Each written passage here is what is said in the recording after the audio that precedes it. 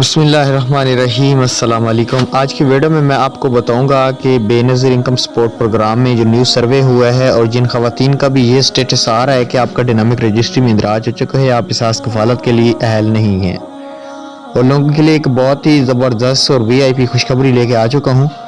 आप लोगों ने वीडियो को शुरू से लेकर एंड तक देखना है, तभी आपको समझ आएगी, वरना आपको किसी चीज़ की भी समझ नहीं आएगी। बहुत से लोग परेशान थे जिन्होंने न्यू सर्वे कराया था और बेनिफिशियरी पैसे ले रही थी। उनको ये बहुत बड़ा डर था कि उनके पैसे इस किस्त में नहीं आएंगे, लेकिन शुक्र अदा करता हूँ कि उन गरीबों के पैसे आ चुके हैं जिनका नाम इस डायनामिक सर्वे में काट दिया गया है। ये उनकी लास्ट किस्त है, इस बात को भी वो लोग नोट कर लें। अगली किस्त उनकी नहीं आएगी। 5वें मंथ में जून में फाइनल इनका डेटा गवर्नमेंट की तरफ से क्लियर कर दिया जाएगा। इनको मुकम्मल तौर पे नहल कर दिया जाएगा। ठीक हो गया। तो काफ़ी सारी इस किस्त में आने की एक ये भी अपडेट मैं आपको दे दूं। ये जो किस्त चली है इसमें एक बड़ी अपडेट ये आई है कि जो ओल्ड बेनिफिशियरी के पैसे बंद हो गए थे उनकी भी किस्त इस ट्रांच में आ चुकी है। ये भी एक बहुत बड़ी खुशखबरी है कि जिनके पैसे ब्लॉक हो गए थे उनकी भी इस किस्त में उनकी पेमेंट आई है 100%। ठीक हो गया।